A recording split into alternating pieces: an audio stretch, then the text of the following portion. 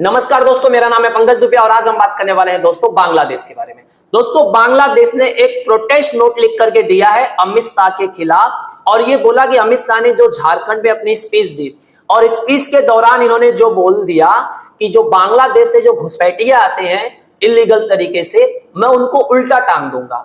उससे बांग्लादेश ने बोला कि हमको बहुत आहत हुआ है, हम बहुत दुखी, हमको बहुत दर्द हुआ है, इनको ऐसे शब्दों का उपयोग नहीं करना चाहिए था। तो चलिए जरा डिटेल में समझते हैं कि एक्चुअल में यहाँ पे हुआ क्या है और एक्चुअल में आगे चल करके क्या होने वाला है। साथ ही साथ में आपके साथ में एक चीज और मैं डिस्कस करना चाहता हूं। यहाँ पे आप देख सकते हो कि बांग्लादेश के अंदर हिंदुओं की हालत अभी भी बोलते हैं ना अच्छी नहीं है। यहाँ पे आप देखिए क्या है, Hindu temples get threat letters in Bangladesh to pay 5 lakh rupees. यहाँ पे बांग्लादेश के अंदर हिंदुओं को बोला जा रहा है कि अगर आप दुर्गा पूजा करना चाहते हैं तो आपको 5 लाख रुपया देना पड़ेगा, अदरवाइज आप यहाँ पे दुर्गा पूजा नहीं कर सकते हो।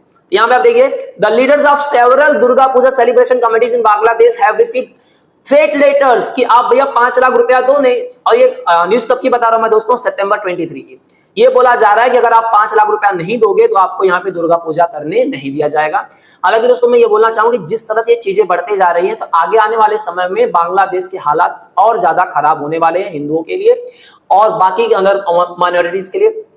और उसके साथ ही साथ मैं ऐड करना चाहूंगा दोस्तों कि जिस तरह से हालात चल रहे बांग्लादेश में, तो आने वाले समय में जो माइनॉरिटीज हैं उनकी हालत जो उसके साथ ही साथ दोस्तों मैं ऐड करना चाहूंगा कि जिस तरह से बांग्लादेश के हालात चल रहे हैं तो बांग्लादेश के अंदर जो माइनॉरिटीज है तो उनको बहुत सारा प्रॉब्लम फेस करने को देखने को मिलेगा। चलिए जरा आप देखते हैं चलो में यहाँ पे अमित शाह जी ने क्या कर दिया। लास्ट वीक अमित शाह ने विजिट किया कहां पे, झारखंड में। और वहां पे देखिए झारखंड में क्या जनरल असेंबली इलेक्शन होने वाला है 2024 का, तो एक रैली कर रहे थे। तो ये रैली कहां पे कर रहे थे दोस्तों, ये साहिबगंज में। तो रैली के दौरान उन्होंने क्या बोल दिया, will hang every Bangladeshi infiltrators upside down to give them a lesson. कहने का मतलब सिंपल लैंग्वेज से बोल दिया कि अगर बांग्लादेश से कोई घुसपैठिया आने की कोशिश करेगा, हमारे देश में बसने की कोशिश करेगा इलीगल तरीके से, हम उसको उल्टा टांग देंगे। साथ ही साथ में उन्होंने ये भी बोल दिया कि देखिए झारखंड में ऐसे स्लोगन्स देखने को मिलते हैं जहां पे बोला जाता है कि Hindus and Adivasi to leave Jharkhand, कि हिंदू और आदिवासी झारखंड छोड़ करके चले जाओ। तो अमित शाह ने बोला कि आप मुझे बताओ, does this land belong to Adivasi, क्या ये जमीन आदिवासियों की है और रोहिंग्या बांग्लादेशी इन्फिल्ट्रेटर्स की है, कि जो रोहिंग्या बांग्लादेशी जो घुसपैठिए हैं ये जमीन उनकी है कि भारत के आदिवासियों की है। ये क्वेश्चन किसने किया, अमित शाह ने किया। अब देखिए दोस्तों यहाँ पे जो चल रहा है, जो चीजें आपको मैं बताना चाहूंगा कि ये आप देखिए, ये बांग्लादेश है। अब बांग्लादेश का जो बॉर्डर दोस्तों वो मिलता है किसके साथ में मिलता है दोस्तों, यहाँ पे आप देखिए वेस्ट बंगाल के साथ में। यहाँ पे देखिए दोस्तों, तो ये जो बांग्लादेश का मैं थोड़ा सा जूम कर देता हूं, बांग्लादेश का बॉर्डर किससे शेयर में, बांग्लादेश बॉर्डर किसके साथ में शेयर करता है, वेस्ट बंगाल के साथ में। और झारखंड यहाँ पे है, लेकिन यहाँ पे जो आपको पतला सा कॉरिडोर दिख रहा है दोस्तों, यहां से बांग्लादेशी काफी मात्रा में कहां पे घुस जाते हैं, झारखंड के अंदर घुस जाते हैं। तो दोस्तों इनको झारखंड में बुलाता कौन है, रहने की शरण कौन देता है, उसके ऊपर भी बीजेपी ने अटैक किया। अब यहाँ पे देखिए दोस्तों, अमित शाह ने हिट आउट किया झारखंड गवर्नमेंट को और बोला कि ये लोग भाई पैट्रोनाइजिंग करते हैं बांग्लादेशी एंड रोहिंग्या इन्फिल्ट्रेटर्स को। मतलब कहने का मतलब ये बोल दिया कि जो झारखंड गवर्नमेंट है ये भैया दया की दृष्टि से देखती है, पालन पोषण करती है बांग्लादेशी घुसपैठियों का। और इन्होंने बोला कि देखिए ये इसलिए करते हैं क्योंकि ये इनका वोट बैंक है।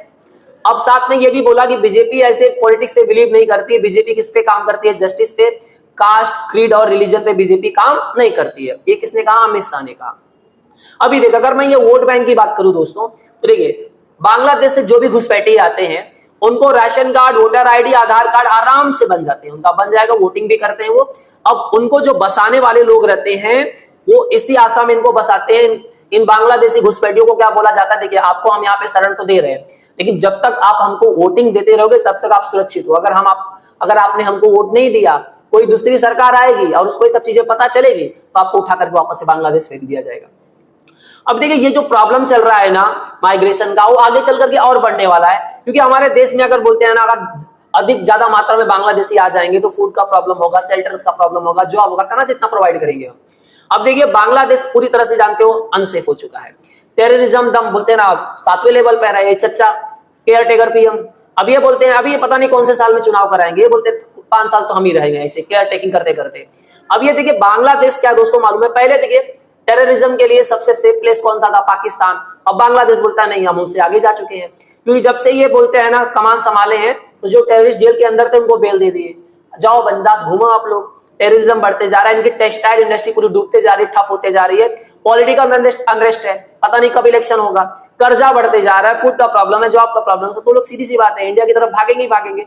तो इंडिया को आगे चल के ये प्रॉब्लम झेलना पड़ेगा। आप देखना है इंडिया इस प्रॉब्लम को कैसे टैकल करता है दोस्तों। हालांकि ये जो माइग्रेशन वाला मुद्दा है, तो जब ये CAA और NRC की बात चल रही थी, तो पहले बांग्लादेश क्या बोलता था कि देखिए बांग्लादेश से कोई भी इलीगल तरीके से माइग्रेट करके इंडिया के अंदर नहीं जाता है। ये किसका कहना था? बांग्लादेश का। लेकिन जब CAA आया तो इन लोगों ने बोला कि देखिए, भारत से बोला देखिए ये अभी नहीं हो रहा है, ये माइग्रेशन वाला प्रॉब्लम जो बोलते हैं इलीगल माइग्रेशन का प्रॉब्लम है बांग्लादेश का, ये अभी नहीं है, शेख हसीना जब थी तब से भी है। तो शेख हसीना की गवर्नमेंट ने क्या बोला कि देखिए आपने जो ये CAA लाया है, इससे एक चीज तो आप क्लियर बता दो कि अगर आपके यहाँ पे कोई भी इलीगल तरीके से माइग्रेंट्स गया है, बांग्लादेशी घुसपैठिया अगर कोई बसा है, तो भाई साहब आप उसको वापस हमको मत दे देना, बस इसका एश्योरेंस दे दो, आप CAA लागू कर दो चलेगा। मतलब यहाँ पे एक तरफ से ये बोल रहे हैं कि भैया कोई जाता नहीं है, और ऊपर से बोलते हैं अगर कोई गया होगा तो उसको वापस मत भेजना। चलिए अब दोस्तों यहाँ पे क्या हो गया, ये सब तो चीजें हुई, तो बांग्लादेश की गवर्नमेंट ने अर्ज किया इंडियन गवर्नमेंट को भी, आप कि अपने पॉलिटिकल लीडर को बोल दो कि ऐसे ऑब्जेक्शनेबल और अनएक्सेप्टेबल शब्द ना यूज करें जिससे हमको आहत होती है, हम बहुत दुखी होते हैं। बोलते हैं डीप सेंस ऑफ हर्ट हुआ है, हमको बहुत दुखी हुए हैं हम कि इस तरह से आप लोगों ने बयान दिया है, हमको अच्छा नहीं लग रहा है। अब देखिए बांग्लादेश की फॉरेन मिनिस्ट्री ने बोला कि ये एक्सट्रीम डिस्प्लेजर था अमित शाह की तरफ जो उन्होंने रिमार्क दिया है। अब ये प्रोसेस जो था through the protest note handed over today to the deputy high commissioner of India in Dhaka. तो मतलब ये सब बहुत सारी चीजें हुई, इन लोग ने प्रोटेस्ट नोट दे दिया ढाका में हमारे डिप्टी हाई कमिश्नर को कि आप ऐसा करिए कि भैया अपने पॉलिटिशियन को बोल दीजिए कि बांग्लादेश के खिलाफ ऐसे शब्द का उपयोग ना करें। तो बात उठती है कि सब भारत अब आगे क्या करने वाला है इस पे। देखिए इस तरह के जो घुसपैठियों का जो सवाल है दोस्तों आगे चल करके बढ़ेगा। हम आपको रीजन पहले ही बता दिया कि बांग्लादेश की हालत पाकिस्तान से भी बदतर होने वाली है, और बहुत नंबर्स में बोलते हैं ना बांग्लादेशी कहां भारत के अंदर प्रवेश करेंगे, और भारत के लिए बहुत बड़ा प्रॉब्लम यहाँ पे हो सकता है। देखिए अब इंडिया इस पे क्या स्टैंड लेता है, किस तरह से इस चीज को सॉल्व करता है, वो देखना बहुत ज्यादा इंपॉर्टेंट होगा, और भारत को इस पे एक बड़ा बोलते हैं ना डिसीजन लेना चाहिए, क्योंकि आने वाले समय में ये 100% श्योर है कि एक नंबर्स ऑफ बोलते हैं ना बांग्लादेशी घुसपैठिए यहाँ पे भारत के अंदर प्रवेश करने वाले हैं। तो दोस्तों ये पूरा आर्टिकल आपको समझ में आया होगा। दोस्तों अगर वीडियो पसंद आया तो वीडियो को लाइक करके हमारे चैनल को सब्सक्राइब कर लीजिएगा, and thank you so much for watching this video.